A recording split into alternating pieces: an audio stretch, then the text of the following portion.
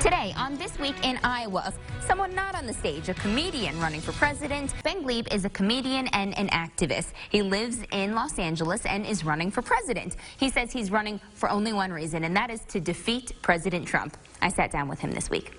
He is a monster that is eroding the values that this nation stands for and is trying to use every bit of his very vast power to divide and to disturb and to weaken the unity that our country is known for, and that is one of our greatest strengths.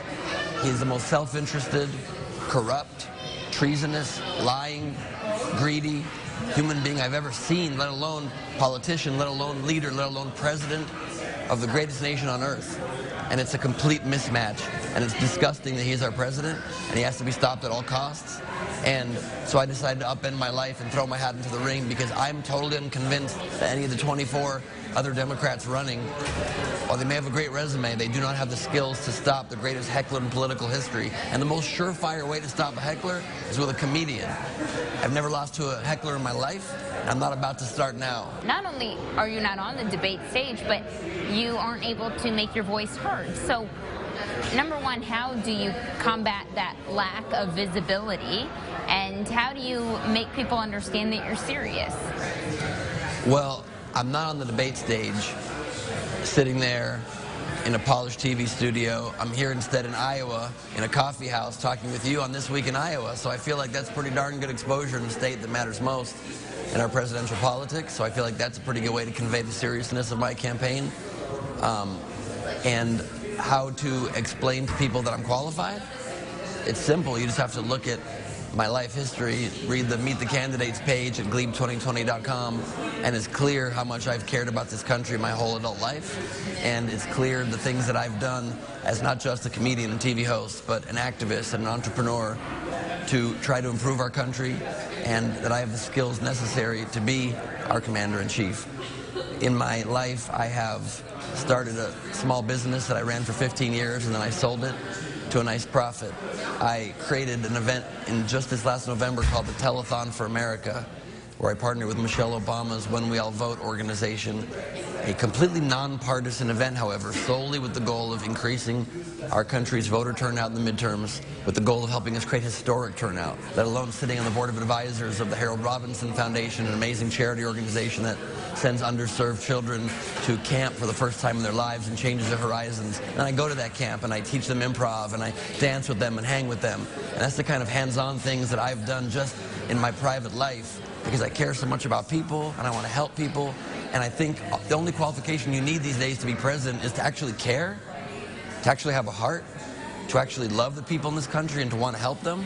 And I've proven that every day of my life through trying to make people laugh in towns big and small in my stand-up career, or trying to help them directly in the activist and charity work that I've done.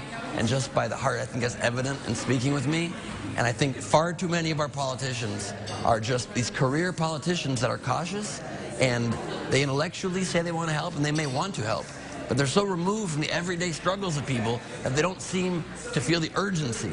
So what would you say is the number one issue facing Americans and Iowans right now? The number one issue facing us right now is absolutely Donald Trump, because he's an existential threat to our entire democracy, to all that we hold dear, to the very concept of freedom, really. Because when you're under the leadership of an authoritarian person who only cares about himself and tries his best to diminish the press and to divide a country along racial lines, it is so dangerous. And we have so many other problems like climate change that must be tackled urgently, like taking our democracy back and our voice as Americans that is being diminished every single day by a man that is trying to marginalize us.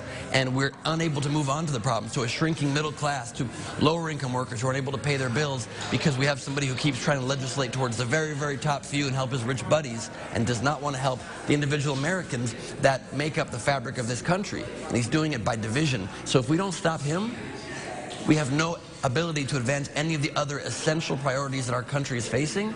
And we're not being strategic as a Democratic Party in stopping him.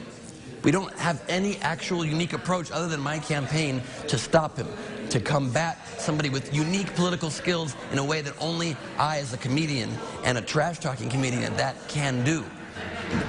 You called yourself a trash-talking comedian, but a lot of the problems that people feel like are happening in our country is the negative rhetoric, that we need to rise above that. So how does a trash-talking comedian have the ability to rise above that? Because the negative rhetoric comes from a troll, heckler, small, horrible, pathetic little man in the White House. And the way you rise above it is by pointing that out, by defeating it, by marginalizing that, by shrinking that.